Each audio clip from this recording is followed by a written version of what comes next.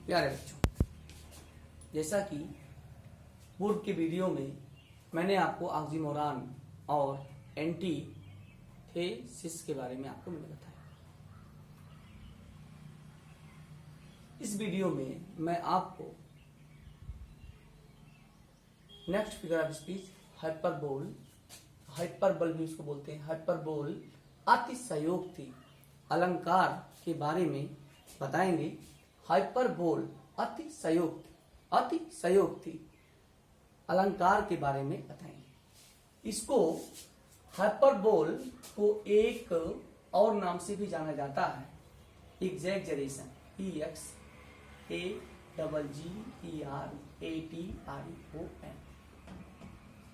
Exaggeration के भी नाम से इसको जाना जाता है। अतिशयोक्ति हाइपरबोल मीन्स ओवर स्टेटमेंट, आवश्यकता से अधिक बोला जाना, किसी चीज को बहुत बढ़ाकर या बहुत घटाकर बताया जाना ही हाइपरबोल फिगर ऑफ स्पीच के अंतर्गत आता है, जिसका दूसरा नाम क्या है? एग्जैगरेशन, EXAGGERATION, एग्जैगरेशन के नाम से भी इसको जाना जाता है। हाइपरबोल को अतिशयोक्ति अलंकार, जिसको ओवर स्टेटमेंट कहा जाता है। इसको पढ़ने से पूर्व एक चीज जानना जरूरी होता है कि हाइपरबोल फिगर ऑफ स्पीच के जो वाक्य होते हैं, जो सेंटेंसेज होते हैं, जो एग्जांपल्स होते हैं, उनका लिटरल मीन्स शाब्दिक, लिटरल मीनिंग नहीं निकालना चाहिए, बल्कि उसका भाव निकाला जाता है, भावार्थ निकाला जाता है। आई बात समझ में? क्या निकाला जाता है? भावार्थ। लिटरल मीनिंग नहीं निकाली जाती, बल्कि उसका भावार्थ निकाला जाता है। इसका डिफिनीशन इस तरह है, देखिए समझिए इसको। इन हाइपरबोल थिंग्स आर रिप्रेजेंटेड, इन hyperbola things are represented as, या यहां सोन भी ले सकते हो, सोन दिखाया जाना, रिप्रेजेंटेड प्रदर्शित किया जाना, सोन रिप्रेजेंटेड कुछ भी ले सकते हैं आप, एज ग्रेटर और लेस, बेटर और worse than they really are. अतिशयोक्ति अलंकार में किसी भी चीज को, थिंग्स को, किसी भी चीज को प्रस्तुत किया जाता है, बताया जाता है बढ़ा चढ़ाकर, बहुत बढ़ा के, घटा के प्रस्तुत किया जाता है, बहुत बढ़ा चढ़ा के बताया जाता है, लेकिन वास्तव में वो होते नहीं। जैसा कि हिंदी में लिखा है आपको यहां समझाने के लिए कि अतिशयोक्ति अलंकार में किसी पहलू को बहुत बढ़ा कर या बहुत घटा कर प्रस्तुत किया जाता है, लेकिन वे वास्तव में होती नहीं। अर्थात इसका शाब्दिक अर्थ नहीं, इसका हमें भाव लेना होता है, लिटरल मीनिंग नहीं लेना है, बल्कि इसका हमको भाव लेना है। जैसे कि एग्जाम्पल के रूप में इसको हम समझ सकते हैं। जैसे देखिएगा, समझिएगा, बहुत ध्यान समझिएगा, मैं आराम समझाऊंगा, समझिएगा, सबके समझ में आ जाएगा आराम से। The man in the cave had the strength of 1,000 elephants. समझिए ध्यान से, ऐसा आदमी जो गुफा में था, इन द केव, जो गुफा में था, उसके पास 1,000 हाथियों की शक्ति थी। 1,000 एलिफेंट, हाथी, स्ट्रेंथ, शक्ति। 1,000 हाथियों की शक्ति थी उस गुफा में रहने वाले व्यक्ति के पास। उस गुफा में रहने वाले व्यक्ति के पास 1,000 हाथियों की शक्ति थी।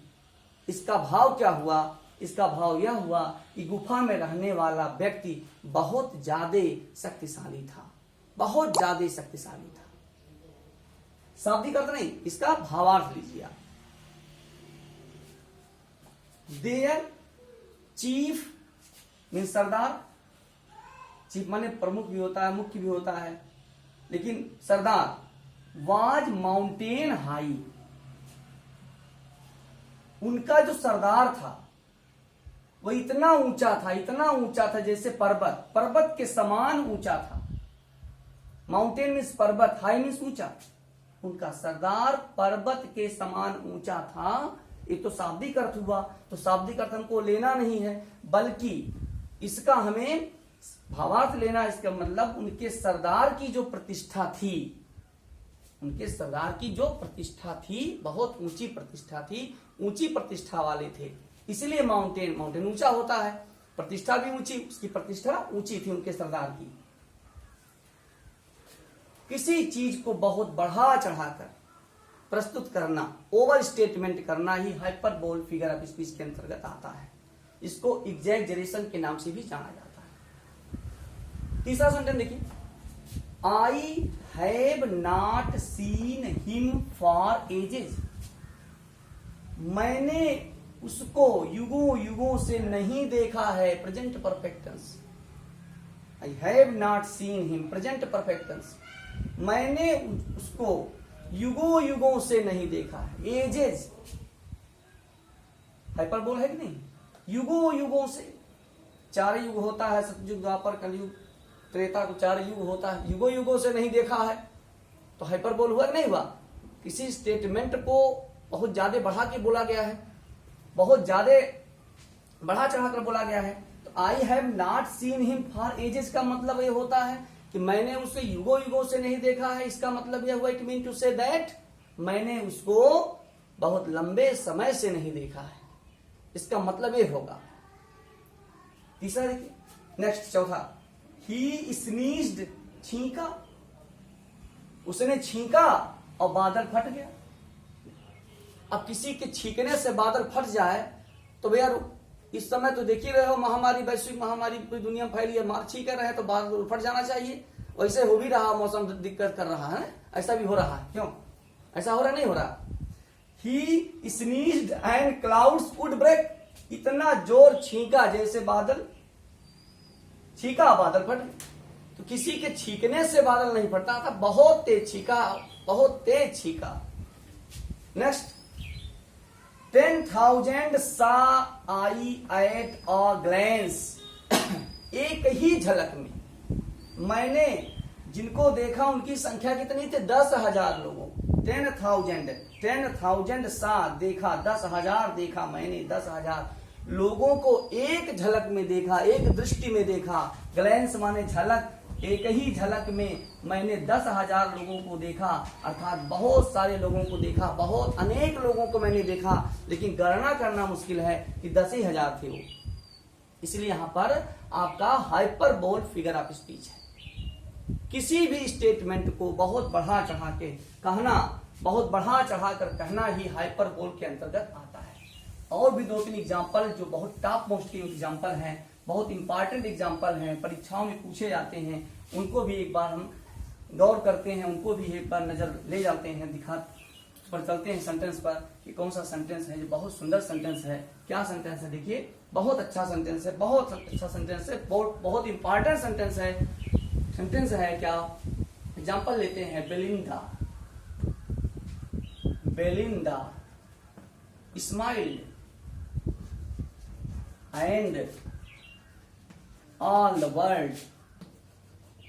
world, संसार was gay। और ध्यान समझिएगा, GAY, all the world was gay। Belinda smiled, लड़की है Belinda. Rape of the lock, rape of the lock, rape of the lock, rape of the lock में है Belinda smiled, Belinda smiled and all the world was gay. Belinda smiled, Belinda, rape of the lock, Alexander Pope का लिखा, rape of the lock. बेलिंदा मुस्कुराई, उसी lesson, उसी poem का है, अलेक्जेंडर पोप का लिखा हुआ जो है। बेलिंदा स्माइल, बेलिंदा मुस्कुराई और पूरी दुनिया खुश हो गई। है कि नहीं हाइपरबोल? इसमें हाइपरबोल है कि नहीं बताइए? हाइपरबोल, बेलिंदा मुस्कुराई और पूरी दुनिया, ऑल द वर्ल्ड वाज गे, पूरी दुनिया खुश हो गई, पूरी दुनिया आनंदित हो गई, हर्षित हो गई, हर्षोल्लासित हो गई। बेलिंदा ने मुस्कुराया, पूरी दुनिया खुश हो गई। ये संभव नहीं है हम मुस्कुराएं आप ना मुस्कुराएं तो, या आप मुस्कुराएं हम ना मुस्कुराएं तो, ये पूरी दुनिया की बात हो रही है। इसलिए यहाँ पर हाइपरबोल फिगर ऑफ स्पीच बहुत बढ़िया एग्जाम्पल है, बहुत इंपॉर्टेंट एग्जाम्पल है ये। Belinda smiled and all the world was gay. दूसरा, ऑल द परफ्यूम्स, बहुत बार आया है। All the perfumes of Arabia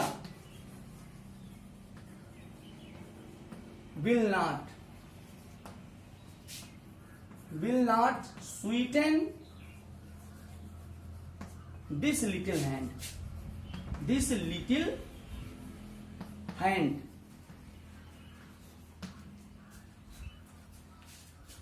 lady Macbeth का स्टेटमेंट है। विलियम शेक्सपियर के द्वारा लिखा गया नाटक मैकबेथ, जो विश्व के प्रसिद्ध ट्रेजेडी में से एक है, विश्व प्रसिद्ध ट्रेजेडी में से एक Macbeth. All the perfumes, lady Macbeth की स्टेटमेंट है। किंग डंकन के मर जाने के बाद जब इसे पश्चाताप होता है तो लेडी मैकबेथ इस लाइन को बोलती है, all the perfumes of Arabia, अरब के सारे इत्र अगर आ जाएं, अरब देश के सारे परफ्यूम्स, सारे इत्र सारे इत्र अगर आ जाएं तो मेरे इस छोटे से हाथ को स्वीटन, सुगंधित नहीं कर सकते, सुगंधित नहीं कर सकते। पूरे सेंट हाथ पे लगा दिया जाए तो ये सुगंधित ना हो, संभव नहीं है। लेकिन यहाँ पर हाइपरबोल फिगर ऑफ स्पीच हुआ। देखिए, all the perfumes of Arabia will not sweeten this little hand. बहुत बढ़िया एग्जांपल है, बहुत बढ़िया एग्जांपल है, इसको तैयार रखिएगा, याद रखिएगा। दोनों, Belinda smiled and all the world was gay, all the perfumes of Arabia will not sweeten this little hand. एक और समझ लीजिए, they build a nations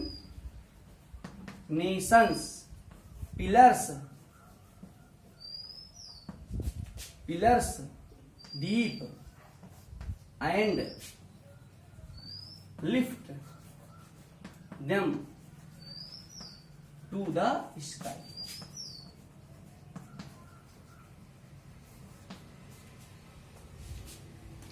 they build a nations pillars deep and lift them to the sky। ये high school के बच्चों की कक्षा 10 में पढ़ने वाले जो बच्चे हैं, उनका चौथा पोयम के अंतिम लाइन है। The nation builders R.W. Immersion की लिखी हुई कविता है।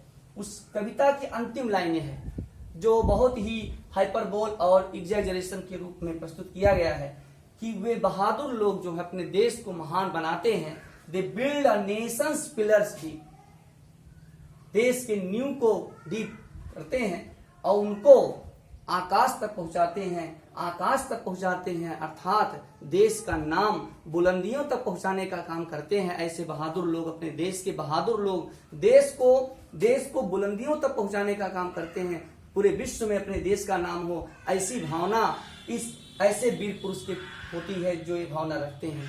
दे build a nations pillars deep and lift them to the sky, उनको आसमान तक उठाते हैं। इस प्रकार ये तीनों एग्जाम्पल आपके हाइपरबोल के हैं, बहुत ज्यादा इंपॉर्टेंट है, बहुत ज्यादा मोस्ट इंपॉर्टेंट है, परीक्षा के पॉइंट ऑफ व्यू से बहुत ज्यादा इंपॉर्टेंट है। कभी भी चूज करने को आपको आएगा तो इसको हाइपरबोल ही लगाइएगा।